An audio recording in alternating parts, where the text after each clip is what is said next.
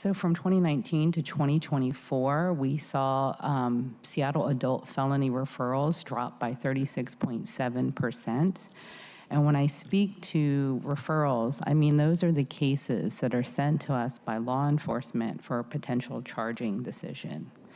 In 2019, we had 3,925 referrals.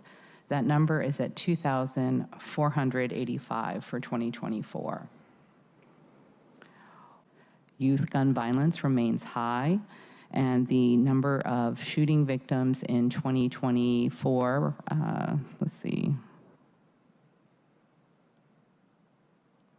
the number of shooting victims between 0 and 17 represented 15% of total shooting victims compared to 9%. At a very high level, I think every single juvenile gun violence case is concerning to all of us. It's unlawful for juveniles to carry firearms, and when juveniles carry firearms, we should all be concerned about that. With regard to overarching juvenile crime, we in the juvenile justice system have not reached pre-pandemic levels. We are close to pre-pandemic levels so far in 2025. We have 500 cases filed, and those, of course, are driven by police referrals. So we're below 2019 levels. But what is concerning is that the ratio, that the number of young people whose first brush with the criminal legal system is a serious violent crime or a homicide, that ratio, that number has increased. But overarching juvenile crime, the overall total numbers have not reached pre-pandemic levels yet.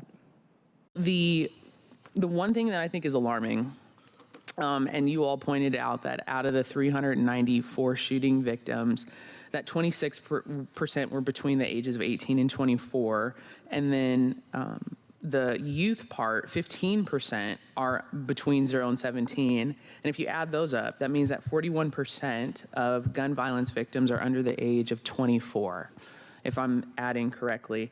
And usually when someone comes to your office or they get to that point, or you all are prosecuting folks, or whatever that is, I know that we as a society have just failed in general. Whenever I see a kid shot or something, I'm like, we've just failed as a society. What are we doing?